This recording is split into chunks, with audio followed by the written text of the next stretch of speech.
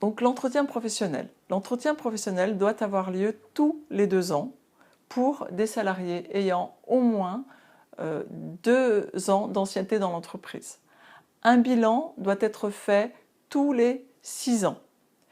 Aujourd'hui, l'employeur a l'obligation d'adapter le salarié à l'évolution de son poste. Il peut procéder donc à cette adaptation, notamment via la formation professionnelle. Donc c'est une loi de mars 2014 qui l'y contraint. L'entretien professionnel a pour objectif, pour le salarié, de pouvoir l'accompagner tout au long de sa vie professionnelle et donc d'élaborer avec lui son projet professionnel en fonction de ses souhaits d'évolution, en fonction de ses aptitudes, en fonction également de la situation de l'entreprise. Au cours de cet entretien professionnel, il peut également définir un projet de formation notamment.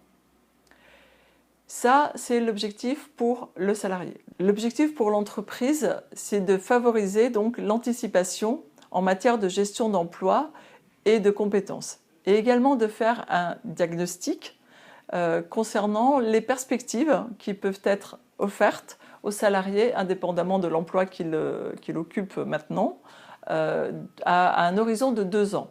Et également de voir avec lui les évolutions possibles pour lui sur cet horizon de 2 ans.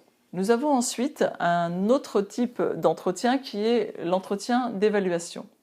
L'entretien d'évaluation n'est pas, lui, assujetti à un cadre légal. Mais l'employeur a parfaitement le droit de procéder à l'évaluation de son salarié. Donc c'est un droit qui est induit par le contrat de travail. Dans le contrat de travail, il est stipulé des missions pour le salarié, notamment dans sa fiche de poste qui lui est remise avec son contrat. Et de ce fait, l'employeur est tout à fait légitime dans l'évaluation qu'il peut faire à n'importe quel moment. Normalement, ça se fait 1 fois par an. Mais là, on parle plus d'évaluation de compétences. C'est vraiment, on verra plus loin, plus précisément. Mais c'est vraiment la grosse différence avec l'entretien professionnel qui, lui, porte sur les perspectives qui peuvent être offertes aux salariés, sur sa situation dans l'entreprise, sur l'adaptation au poste, sur son évolution de carrière, alors que l'entretien d'évaluation, c'est l'évaluation des compétences à un moment donné. Vous allez voir sur le slide les différences donc entre l'entretien d'évaluation et l'entretien professionnel. Donc, à ne pas confondre entre les deux. Donc l'entretien de l'évaluation, c'est l'appréciation des compétences, comme je vous l'ai dit. C'est également l'appréciation des résultats. C'est l'explication du sens de sa mission. C'est fixer des objectifs annuels. Ça, c'est l'entretien d'évaluation. L'entretien professionnel est, lui, un bilan de la situation au moment où on fait l'entretien professionnel. C'est un bilan des actions de formation qui ont été suivies. C'est une information sur les chemins d'accès à la formation. C'est également l'identification du projet personnel. C'est une recherche de solutions formatives. Et c'est une négociation d'engagement réciproque.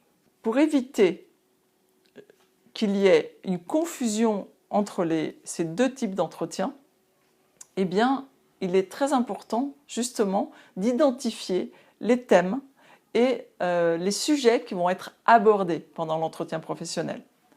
Et surtout, la prudence, c'est de ne pas fusionner ces 2 entretiens. Alors, je vous dis ça, c'est dans le monde idéal.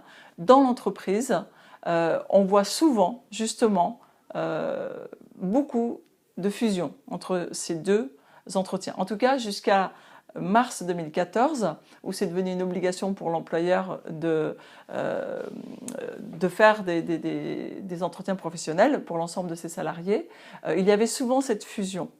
Maintenant, je pense qu'avec la nouvelle loi, ça sera beaucoup plus scindé. hein. Donc, mais encore une fois, le conseil, c'est surtout justement de ne pas fusionner les deux.